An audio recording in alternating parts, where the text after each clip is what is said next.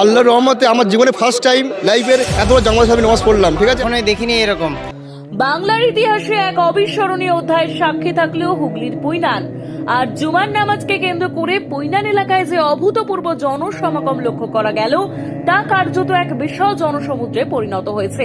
লক্ষ লক্ষ ধর্মপ্রাণ মানুষের স্বতঃস্ফূর্ত উপস্থিতিতে আজ এই অঞ্চলে এক অনন্য ইতিহাস সৃষ্টি হলো।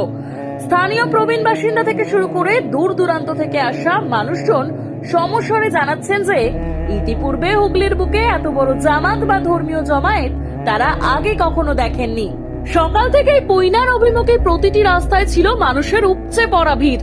মাঠ ঘাট ছাড়িয়ে নামাজের কাতার পৌঁছে গিয়েছিল সংলগ্ন রাস্তা ও পার্শ্ববর্তী গ্রামগুলোর সীমানা পর্যন্ত। জনসমুদ্রের এই বিশালতা সত্ত্বেও সেখানে বজায় ছিল এক আশ্চর্য শৃঙ্খলা ও শান্তি। সমাবেত জনতা যখন একসঙ্গে সিজদায় অবনত হন তখন এক অলৌকিক নিস্তব্ধতা গ্রাস করেছিল গোটা এলাকাকে। নামাজ শেষে মোনাজাতে বিশ্ব শান্তি ও মানুষের কল্যাণে দোয়া করা হয়।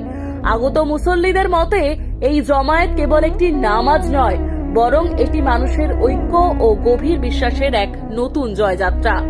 হুগলির ইতিহাসে আজকের এই দিনটি এক স্বর্ণাক্ষরে লেখা মাইল ফলক হিসেবে চিহ্নিত হয়ে থাকবে। দর্শক, আপনাদের প্রিয় এসএসটিভি পাবলিক চ্যানেলটি অবশ্যই ফলো করে আমাদের সাথে থাকবেন। দেখুন আজকের কভারেজ। তো আমার নসিবের সৌভাগ্য, আমি সৌভাগ্যপূর্ণ যে আমি আজকে এত বড় জমাতে নামাজ পড়েছি। যে আল্লাহ সুন্দর এরকম একটা মজময় আমাকে আনিয়েছেন। আল্লাহ লাখ লাখ শুকর যে আমাদের নসিবে আছে, আমরা ইস্তেমাটা দেখতে পাচ্ছি। জন্ম প্রথম থেকে আমি এই পেলাম। সে তাওয়াক্কুল হাসিল করে, ইহা শিখনে কি জায়গা है। আমাদের লাইফের ফার্স্ট তোমার হচ্ছে কি বিশ্বের ইস্তেমা। অনেক কোটি কোটি লোক আছে, শেষ নেই, ইস্তেমার প্যান্ডেলের কোনো শেষ নেই। প্রত্যেকের ঘরে দিনের আলো জ্বলুক। আসাম সে আলহামদুলিল্লাহ, খুব লাগলা শুক্রিয়া আল্লাহর কাছে।